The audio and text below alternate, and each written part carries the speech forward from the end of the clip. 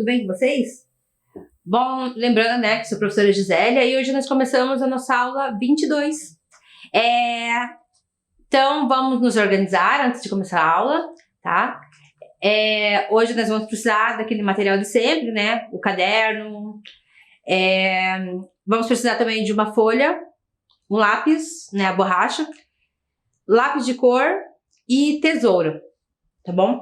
Então, vê se tá tudo certo o material aí. Aproveita e coloca a data de hoje, o número da aula e o tema da aula, que é movimento de resistência, é o movimento negro, certo? Então, enquanto vocês se organizam, nós esperamos.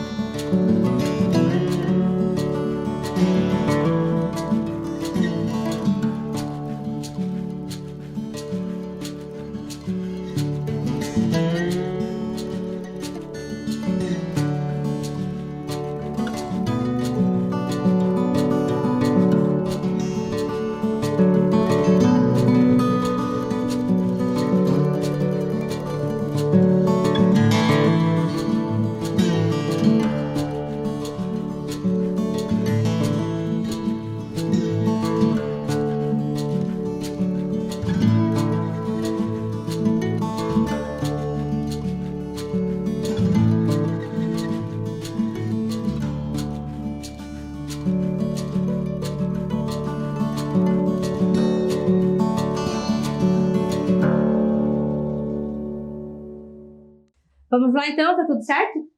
Então vamos começar, né, relembrando a aula passada. Nós falamos de movimentos sociais de resistência, falamos sobre os indígenas, né, o movimento indígena. Bom, então eu comecei falando com vocês, né, sobre a história da Joênia, que essa mulher ali, que ela foi a primeira mulher indígena eleita deputada federal na história do Brasil, tá? E é a primeira vez, depois do Juruna, né? Nós tivemos um deputado federal que foi o Juruna, foi lá na década de 80, foi em 87 que terminou o mandato dele. Depois disso, somente a Joênia, agora em 2018. Então foi uma grande conquista, né, para os povos indígenas e para as mulheres também. Ainda hoje a representatividade das mulheres na política brasileira é ainda muito baixa. Então é uma conquista para os indígenas e para as mulheres também. Aí nós relembramos por que isso é uma conquista. Então, voltando na história dos indígenas, na história do Brasil, nós vimos que eles já ocupavam esse território antes da chegada dos portugueses, né, que havia uma diversidade de povos indígenas aqui, ou seja, diversidade de idiomas falados aqui, religiões, né, e aí depois vieram os portugueses e outros povos. Que durante esse período, né, desde a chegada dos portugueses até hoje, esse é uma convivência conflituosa, né? Logo que os portugueses começaram a colonizar o Brasil, já começou o conflito entre indígenas e o que eles chamam de os homens brancos, né? No Brasil colônia, para tentar apaziguar um pouco esse conflito entre indígenas e os colonos, né? Ou seja, os portugueses que vieram para cá, os outros povos que vieram para cá, que esse conflito era bem, como eu falei, os indígenas não se conformaram, né, com a invasão de suas terras, com a tentativa de escravização. Então, eles direto tinham conflito com os colonos. Para tentar apaziguar essa situação, o governo tentou desde, né, do Império, inclusive, criou órgãos para melhorar essa situação, tá bom? No Brasil República, foi criado, por exemplo, o Serviço de Proteção ao Índio, que demarcava terras, né, para os indígenas. É um desses exemplos. Na República, a partir da década de 70, o próprio indígena passou a articular políticas, né, estratégias para se proteger né, dessa situação e para conquistar direitos, tá, e conservar suas terras, certo? Então, eles tiveram algumas conquistas. Então, esses movimentos liderados pelos próprios indígenas, que não envolviam o governo, nós chamamos de movimento indígena. Que envolve, por exemplo, a indicar alguém para o cargo, né, para a política, como é o caso da Joênia. E o principal objetivo do movimento indígena é a conservação das suas terras, né, conservação e delimitação de áreas indígenas. E nós vimos que tem vários órgãos, vários ONGs que é relacionado ao movimento indígena. Então, são mais de 300, eu coloquei algumas aqui para vocês, certo? Aqui a Constituição de 1988, ela reconhece os índios, sua organização social, costumes, línguas, crenças. E depois o Código Civil Brasileiro de 2002. Como forma de resistência, nós temos também a questão cultural. Então, não é só questão política, mas culturalmente também eles organizam formas de resistência. Uma dessas formas de resistência, tá, tem Jogos Olímpicos Indígenas. Bom, então, observe que o movimento de resistência é a forma que aqueles povos, né, no caso dos indígenas, que nós falamos até agora, reagem contra determinadas situações, situação de escravização, de discriminação, certo? Então, nós vemos que os indígenas se organizaram contra essas situações. Hoje nós vamos falar sobre os negros, né? Nós também já vimos a história dos afro-brasileiros, né? Dos africanos aqui no Brasil.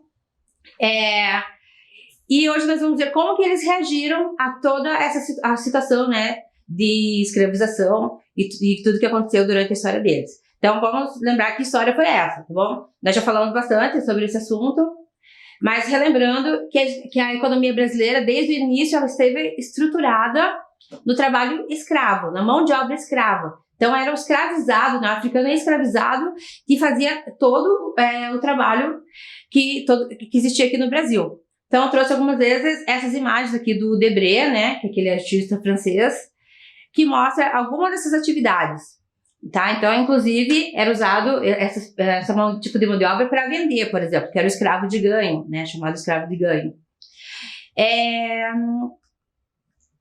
Então, aqui é a linha do tempo mostrando, né, esse africano chegou aqui no Brasil lá no século XVI, a partir de 1530, mais ou menos. E a gente vai ver como que foi a história dos africanos aqui no Brasil. Então, na linha do tempo, mostra todo o período desses povos aqui.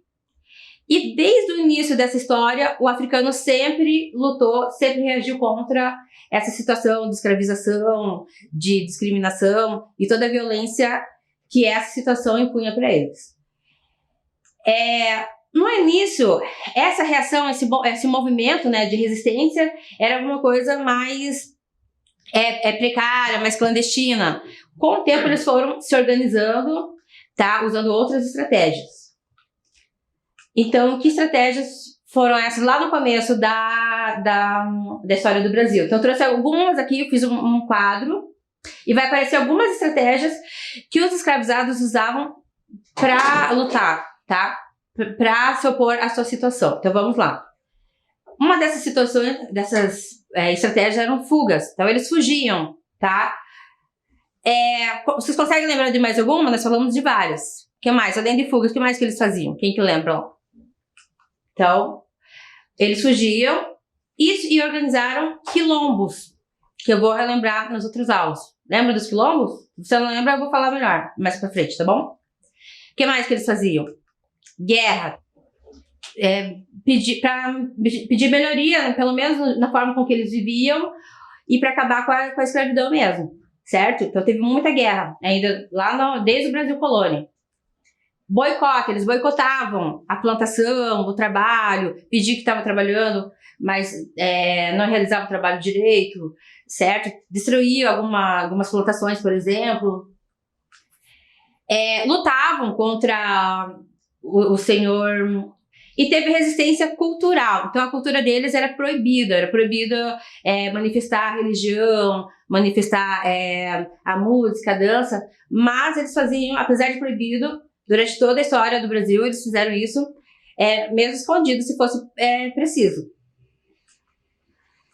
Então aqui, não sei se vocês lembram, eu trouxe essa imagem, que é o jogo da capoeira. Então, relembrando que a capoeira foi criada como luta, certo? Mas como eles tinham que treinar isso aqui escondido, eles falavam no começo que era uma dança, né, para disfarçar. Mas a princípio ela era uma luta, assim, para ajudar na fuga, para ajudar a se defender de várias situações de violência que eles sofriam. Essa é uma imagem do Rugendas, que eu já conversei também.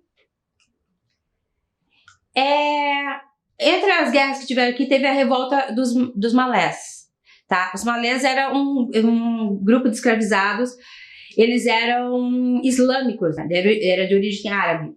E eles, logo que eles chegaram aqui, teve essa revolta porque eles queriam expressar a religião deles, eles lutaram por liberdade religiosa, tá? Logo que os africanos chegaram aqui, nos portos, eles já eram batizados, né? Recebia um nome português, e era batizado, viravam católicos. Então eles eram proibidos de expressar sua religião. Então, e os malês, como eram muçulmanos, eles não aceitaram essa situação e se revoltaram, tá? Então foi uma das revoltas mais significativas durante o Brasil Colônia, umas revoltas escravas, né? Mais significativas do Brasil Colônia. Nos jornais que nós podemos ver durante esse período também, né, tem vários jornais. Durante o período da escravidão, né, aqui no Brasil, nos jornais tem setor de classificado. Setor de classificado é aquele que você anuncia alguma coisa para vender, ou se você quer comprar, ou está procurando alguma coisa. Nessa época, nesse período, era comum anúncio de escravos fugitivos. Então, o dono do escravo anunciava no jornal que ele estava procurando um escravo que fugiu. Tá bom? Então, eu trouxe um exemplar para vocês verem, vou colocar ali. Tá? E do lado tem o texto ali mais nítido para nós lermos, tá bom? Então diz assim, esse anúncio diz assim: fugiu a Joaquim Domingues Correia, na cidade de Campinas, um escravo de nome Augusto, com os sinais seguintes: cor bem preta, bastante barba, magro, falta de 2 ou 3 dentes na frente, tem uma orelha mais curta do que a outra. Quem desse escravo der notícias certa ou entregar na cidade de Campinas, Rua Rosário, número 53, receberá gratificação de 50 conto de réis. Esse escravo fugiu no dia 10 de setembro, no corrente ano. Tá? Então eles faziam um anúncio e diziam as características daquele escravo e tal, para as pessoas ajudarem a achar. Assim, lembrando que era proibido esconder uma pessoa, um escravizado que fugiu. Tá? Ninguém podia ajudar a esconder em casa ou ajudar numa embarcação, transportar, né, no deslocamento, nada disso. Quem ajudasse, ele era punido também, tá bom? Então eu vou deixar aqui umas questões para você sobre esse anúncio, para vocês analisarem o anúncio, tá bom? Então eu copio essa pergunta que está ali na tela, tá bom? E depois eu deixo o anúncio para vocês responderem.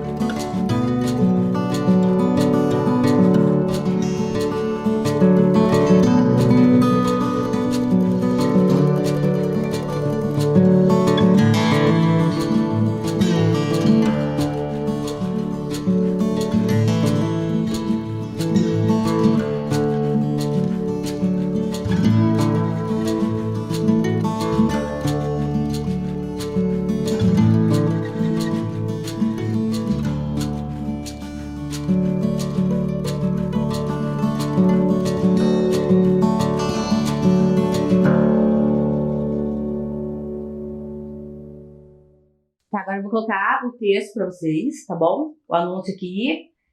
E você vai consultar para você responder as perguntinhas, tá bom? Então, mais um tempinho para vocês fazerem isso.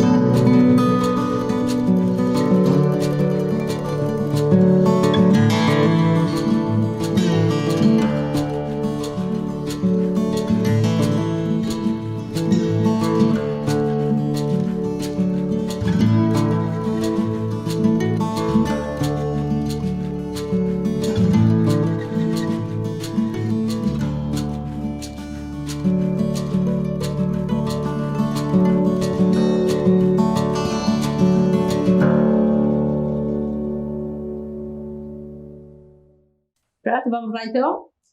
Então, coloquei de novo as perguntas. Então, a primeira, qual era o objetivo do anúncio? Né? Por que o senhor escravo colocou esse anúncio lá no jornal? Então, a resposta é porque ele estava procurando um escravo fugitivo. Né? Para ajudar a procurar um escravo fugitivo. Qual forma de resistência africana podemos conferir nesse texto? Então, eram as fugas. Né? Então, esse texto, ele nos prova que eles resistiram mesmo, que eles fugiam, né? Então, a resposta certa seria fugas, tá bom? E assim, e eles fugiam para onde? Então, esse escravizado, ele fugia muitas vezes sozinho, essa parte, né, esse processo da resistência era solitária, mas desde o início também eles organizaram comunidades que recebiam esses fugitivos, certo? Então, esses locais eram os quilombos. O quilombo já era um outro processo, era uma comunidade alternativa, ou seja, nessas comunidades eles viviam de forma diferente do resto da sociedade brasileira. Então, por exemplo, a mão de obra, o trabalho, ele era livre, né? E era de subsistência, o trabalho, a agricultura era para subsistência, ou seja, para a sobrevivência das pessoas que moravam ali, não era para ficar vendendo, para lucro, tá bom? Então, por isso que a gente diz que era alternativa, era uma forma diferente de viver. E ali nós já tínhamos também a pessoa, esse escravizado, esse africano, ele já tinha um sentimento de rebeldia, né? Então ele já tinha essa ideia de se defender da rebeldia, de ser contra todo aquele sistema brasileiro.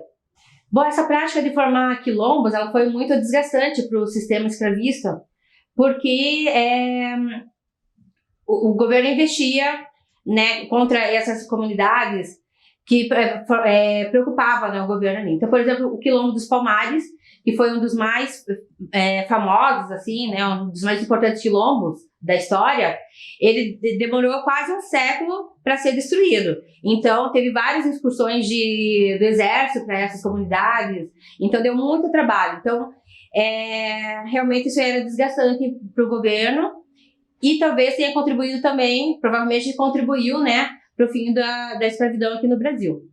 Lembrando que nesse episódio, nós tivemos alguns líderes que ficaram bem famosos, né, contra o sistema, inclusive escravista. Então, a Dandara de Palmares, que liderou o Quilombo de Palmares contra o governo, né, contra as tropas do exército, junto com o Zumbi dos Palmares, que era o seu esposo.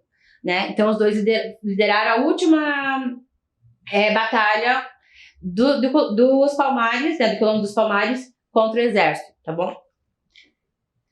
Até hoje nós temos remanescentes dos quilombos, são as comunidades quilombolas, tá? Na atualidade ainda existem comunidades que são remanescentes dos quilombos ou são comunidades formadas por descendentes de africanos escravizados. São comunidades que vivem de agricultura da subsistência, por exemplo, tem de uma forma alternativa também. Nessas comunidades é possível ver valores civilizatórios afro-brasileiros. Aqui, esse mapa mostra as comunidades quilombolas aqui no Paraná, certo? Então, onde nós temos comunidades quilombolas no Paraná, ou comunidades negras, né? Nós podemos conferir nesse mapa aqui. Outra forma de resistência eram as associações abolicionistas. Então, teve um movimento abolicionista também, que envolveu vários setores da sociedade. Então, escritores, advogados. Então, a sociedade começou a se articular e ajudar esses escravizados a fugirem. Então, donos de embarcação, tal. Então, teve toda uma articulação de vários setores da sociedade para ajudar, para pedir a abolição da escravidão no Brasil. E teve alguns personagens que se destacaram no movimento abolicionista, tá? Então, nós temos aqui o Luiz Gama, Joaquim Nabuco, José do Patrocínio, são alguns exemplos. Também tem várias mulheres, né? A Firmina Maria dos Reis, por exemplo, tá? O Luiz Gama é uma história que é muito interessante, porque ele se tornou um escravizado, tá?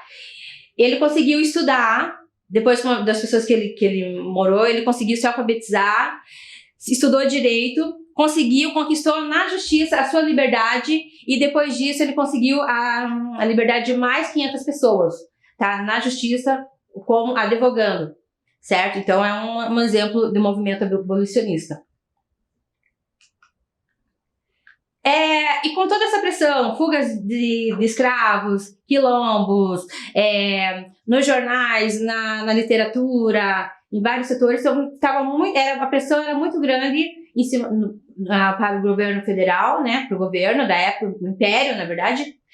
E essa pressão culminou com o fim da escravidão no Brasil. Então, com a assinatura da Lei Áurea, Então, em 13 de maio de 1888, foi a assinatura da Lei Áurea, que é considerada uma conquista do movimento abolicionista, do movimento negro, tá bom? Nesse período. Então, eu trouxe para vocês aqui um trechinho da Lei Áurea. Então, ela diz assim, Lei número 3.353, de 13 de maio de 1888. Declara extinta a escravidão no Brasil. Aqui, eu não vou ler toda ela, mas observe que tem algumas palavras que são diferentes, né, da época. Tá bom? Ali, princesa, por exemplo, escrito com Z, tá bom? E tem a imagem desse documento ali, para vocês terem uma ideia. Bom, com o fim da escravidão, o que aconteceu? Os afro-brasileiros passaram a lutar contra o preconceito e a desigualdade social. O que aconteceu? Acabou a escravidão no Brasil, mas não teve nenhum tipo de política, nenhum tipo de lei que retratasse, né, tudo que aconteceu com essas pessoas. E além disso, eles não tiveram, por exemplo, a oportunidade de emprego, porque logo o Brasil investiu em imigrantes, preferiram imigrantes, na maioria europeus, para trabalhar. Então, eles não tinham de trabalhar, por exemplo. Eram proibidos de manifestar a sua cultura. Então, tinha leis dizendo que era proibido o batuque, que era proibir a capoeira, tá? Então, eles passaram, então o movimento negro, a partir daqui, passou a lutar contra essas questões, né, de desigualdade social e do preconceito. Eles se organizaram também em guetos, em comunidades, né, uma vez que eles ficaram desamparados. Então, mesmo com o fim da escravidão, muitos negros, né, muitos afro-brasileiros continuavam sendo tratados como escravos, tinha o tratamento. Então, tem alguns episódios na história que mostram isso. Uma delas é a revolta da Chibata, que envolveu o João Cândido, que era um marinheiro, né? Na marinha, nesse período, os marinheiros, que muitos eram negros, né? Eles eram punidos com chibatadas. Então, ele foi punido com um número maior do que o limite de chibatadas, né? O máximo era 25. Ele foi punido com 250 chibatadas, e isso causou uma grande revolta entre os marinheiros ali, e foi um episódio bem marcante no início da República, e culminou com o fim dos castigos físicos lá na Marinha. E eu vou contar um pouquinho para vocês sobre a Laudelina de Campos Melo. A Laudelina de Campos Melo, ela dedicou toda a sua história, toda a sua vida, pelo direito das empregadas domésticas. Então, o que aconteceu? Com o fim da escravidão no Brasil, os homens, né, o trabalho masculino, que era considerado masculino na indústria, na agricultura, foi substituído pelos imigrantes. Certo? Mas o trabalho doméstico, as meninas imigrantes não eram autorizadas a trabalhar em casa de famílias. Então, esse trabalho doméstico continuou sendo feito pelas africanas, né? Pelas mulheres negras. Então, o que acontece? Que a maioria das empregadas domésticas, elas são afro-brasileiras. Certo? Então, a Laudelina lutou pelos direitos das empregadas domésticas, pelos direitos das mulheres negras, pela dignidade, né, da mulher negra. Uma das formas de luta era através dos clubes sociais negros. Bom, eu trouxe um trechinho de uma entrevista que a Laudelina de Campos Melo concedeu à historiadora Elizabeth Pinto. Nessa entrevista, ela conta, né, a história dela e a história da mãe dela. Nós podemos ver alguns resquícios da escravidão, né, do jeito, da forma de se tratar os escravizados, tá? Então ela diz assim que a mãe dela, vou ler o finalzinho aí. Diz assim: aí minha mãe ficou revoltada e disse: eu não sou escrava, eu não vou aguentar mais isso, eu vou embora. Aí assim ela mandou buscar minha mãe, mandou o português, que era capacho dela lá, e aí o português começou a chicotear a minha mãe no meio do caminho. Tá? Então ela morava com uma família, a mãe dela foi doada por uma família, e essa família, nessa família, ela tinha que trabalhar, sofria maus tratos, se alimentava mal, e muitas vezes era esbofeteada, chicoteada e tal. Ou seja, mesmo depois da escravidão, a população afro-brasileira continuava sendo tratada como se tratava o escravizado. Com a luta como eu falei, a luta da Laudelina durou a vida inteira dela. Só depois que ela morreu, em 2013, que teve essa conquista, que foi a PEC das empregadas domésticas. Com essa lei, as empregadas domésticas conquistaram vários direitos, certo? Até então, até a Constituição de 88, sequer era considerada uma profissão. Elas não tinham assinatura em carteira, né, de trabalho, por exemplo. Tá bom? E até 2013, as empregadas dormiam na casa da patroa, não tinha uma jornada de trabalho estabelecida. Então, tinha algumas questões que eram parecidas com a escravidão mesmo. Tá? Então, a partir da PEC das empregadas domésticas, houve uma regulamentação nessa forma de trabalho. Outra forma de luta, né, outra estratégia do movimento negro após a escravidão foi através da imprensa negra, da chamada imprensa negra. Eram vários jornais que surgiram na época denunciando questões de discriminação, que divulgavam eventos da população negra, certo? Então, a imprensa negra foi uma importante estratégia do movimento negro. Bom, e hoje tem ainda uma série, né, de ONGs, de instituições que lutam pelo direito da população negra, pela questão cultural, né, pela valorização da cultura negra, né. Muitos tratam da questão da mulher negra, por exemplo, a Rede de Mulheres Negras no Paraná, que reúne várias mulheres de diversas áreas, né, da educação, de artes, empreendedorismo. Nós temos aqui em Curitiba o Bloco Afro Pretinhosidade, que é um afro que participa do Carnaval aqui de Curitiba. E eu selecionei aqui alguns, né? Tem várias outras organizações que lutam pelos direitos dos negros, pelas causas, né, afro-brasileira. E aqui tem alguns deles. Nós temos o Conselho Estadual de Promoção da Igualdade Racial, que também articula a discussão sobre a questão da educação negra, dos direitos humanos. Bom, com essa articulação, né, dos movimentos negros, eles tiveram várias conquistas. Uma delas, uma muito importante, aconteceu em 2003, que foi a Lei 10.639, que tornou obrigatório o ensino da história e da cultura afro-brasileira. Então, até então, nós aprendíamos na escola apenas, né, a cultura dos portugueses, dos europeus, e a partir dessa data, somente a partir dessa data, começou a ser trabalhado também, né, obrigatoriamente, a cultura dos afro-brasileiros. Outra forma de articulação, né, de estratégia dos movimentos negros foram os clubes sociais negros.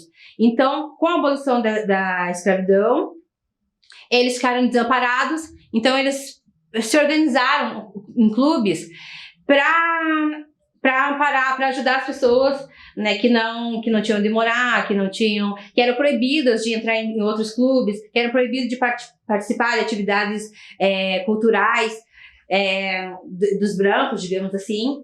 Então, eles passaram a organizar esses clubes. O professor Sandro Luiz Fernandes, ele estuda sobre o clube social, Clube Rio Branco, lá de Guarapuava, certo? Então, ele vai falar um pouquinho para vocês sobre os clubes sociais negros e principalmente sobre esse Clube Rio Branco lá de Guarapuava, tá bom? Então, vamos ouvir um pouquinho sobre a fala do professor Sandro.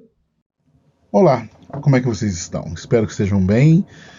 Infelizmente, a pandemia nos mantém isolados, mas ao mesmo tempo nos aproxima de alguma maneira para falar de uma história muito importante, que é a história dos clubes sociais negros do Paraná. Eu sou pesquisador, sou Sandro Luiz Fernandes, eu sou professor da Rede Municipal de Curitiba, sou historiador também, sociólogo, e estudo desde os anos 90 o Clube Social Rio Branco, que é um clube social de negros em Guarapuava. Inicialmente, uma coisa muito importante de lembrar é que ele não é o único clube social negro do Paraná. Existem outros. Então, antes de falar do Rio Branco, eu quero falar desses outros clubes.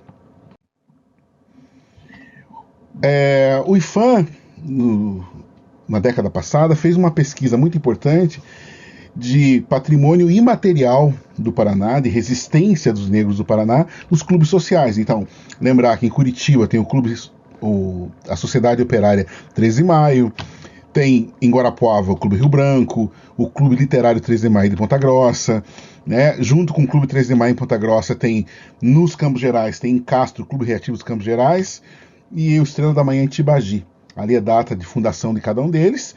E, para finalizar, o mais recente foi o Clube AROL, Associação Operária Recreativa de Londrina, de 57. Todos considerados pelo IFAM clubes sociais negros muito importantes. O Clube o Rio Branco de Guarapuava começou a partir do Grêmio das Violetas. Ele foi fundado em 1919. Essa foto de 1950 mostra o baile da primavera do Clube Social Rio Branco. O Clube Social Rio Branco foi fundado dia 28 de setembro de 1919 como uma forma de diversão para os negros, já que eles não podiam se divertir em outros clubes por conta do preconceito. Então o Clube Social Negro nasceu como uma forma de resistência. Está aqui o título do clube, Bento José da Silva, coincidentemente, meu tataravô, Bento José da Silva. Então está aqui, ele é um dos fundadores, e aqui está o título dele, do Clube Rio Branco. O Clube Rio Branco, as mulheres sempre participaram ativamente, não só da fundação do clube. Essa é a foto de um baile de carnaval, as mulheres aqui sentadas, né? Isso aqui é 1970, as mulheres sentadas esperando o baile recomeçar para voltar à festança. O Clube Rio Branco, essa foto é dos anos 60, mostra que a animação dos foliões tocavam, os próprios foliões tocavam, tinha uma bandinha, essa é dentro do Clube Rio Branco, assim como a foto anterior, e mostra toda a organização dos negros em mostrar isso em fotos e também não ficar só dentro do clube. O clube, os sócios e a sua escola de samba ia para a cidade de Guarapuava e desfilava. Aqui é um desfile de 1962, esse desfile na rua, né, sambando na cara da sociedade guarapuavana. Eu adoro essa foto até para que o pessoal que está passando no Corso, nos carros atrás, ficam olhando para ali boa parte dos negros da cidade sambando. O clube não era restrito aos negros, mas a boa parte dos negros da cidade eram associados do clube.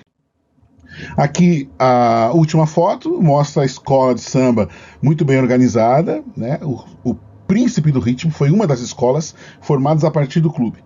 Teve grupo musical chamado Jatealizo, teve outra escola, Vou Ali, Volto Já, mas essa escola é a escola que mais se destacou, pelo menos nas fotografias em que eu tenho no meu acervo. Valeu, esse aqui é um pouquinho da história do Paraná, nesse caso especialmente a história de Guarapuava, e um pouco da resistência dos negros por meio da cultura e, é claro, do registro fotográfico maravilhoso. Valeu, até mais. Bom, então eu agradeço ao professor Sandro, né, por esse vídeo, por essas informações. E eu quero contar para vocês que a Laudelina, ela começou a sua atuação em clubes sociais negros, certo? E ela, nessa atuação, ela promovia, entre outras questões, concurso de beleza negra, tá? Esses concursos chegaram a ser divulgados no importante jornal da época. O nome do concurso era Pérola Negra. Como parte do concurso, eles frequentavam um restaurante onde a maioria da população negra sequer chegava perto, né? Eles promoviam também a questão da arte. Então, ali nesses clubes, eles podiam, por exemplo, ter aula de música, ter aula de dança, exposições artísticas. Então, tem algumas fotos aqui em que a Laudelina participou, né, desses eventos que foram promovidos com a ajuda da Laudelina. Na foto aqui, inclusive, é ela, né? Essa foto. Aqui é a foto do jantar, em que as vencedoras do concurso Pérola Negra receberam como prêmio, parte do prêmio. Essa foto também é do concurso de beleza, tá bom? Bom, agora eu tenho uma proposta de atividade para vocês, tá bom? Então nós vamos brincar assim, que você era um organizador do concurso de beleza negra, assim como era a Laudelina e tantos outros que tiveram na história, tá? E você vai organizar os participantes, vão arrumar eles, a roupa, né, o cabelo, tá bom? Então nós vamos fazer essa atividade aqui, que são uns bonequinhos que você veste, você troca de roupa, tá bom? Para fazer essa atividade nós vamos fazer aqui, você vai pegar uma folha, aquela folha que eu pedi no começo, e vai dividir ela em 4. Nós já fizemos isso várias vezes, né? Dobra a folha e divide ela em 4, tá bom? Na primeira folha você vai desenhar, vai usar toda a altura da folha para desenhar uma menina ali negra, né? Tá bom? E nas outras partes, nas outras divisões, você vai desenhar as roupinhas, diferentes roupinhas. Aí vocês vão recortar, né, contornar esse boneco que você desenhou, essa pessoa, e as roupas também, você contorna, tá bom? E olha ali no desenho também, deixa uma aba que você vai usar para encaixar no bonequinho. Certo? Vou colocar outro exemplar aqui. Também aqui no caso seria para os meninos. Tá? E você pode inventar o modelo de vocês. Tá bom? Então eu vou deixar um pouquinho aqui para vocês verem. Para fazer, deixa bem colorido, tá bom?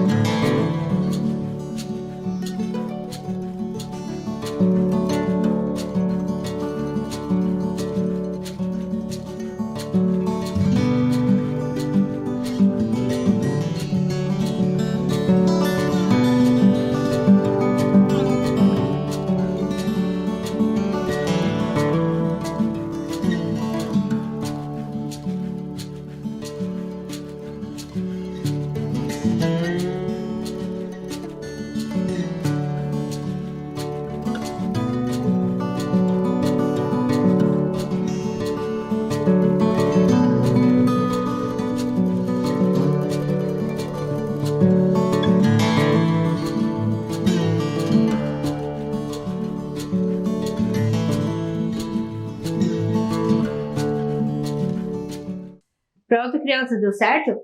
Lembrando que você pode fazer diferentes, né, modelos de roupa ali. Pode inventar o cabelo também, com trança, sapato, tá bom? E troca, né, de roupa. Lembrando que o objetivo é um concurso, né, de beleza. Tá? Então, que roupa você faria para um concurso de beleza? Que pode ser na atualidade também, tá bom? Então, gente, por hoje é só. Tá? Nós voltamos na próxima aula. Tchau pra vocês.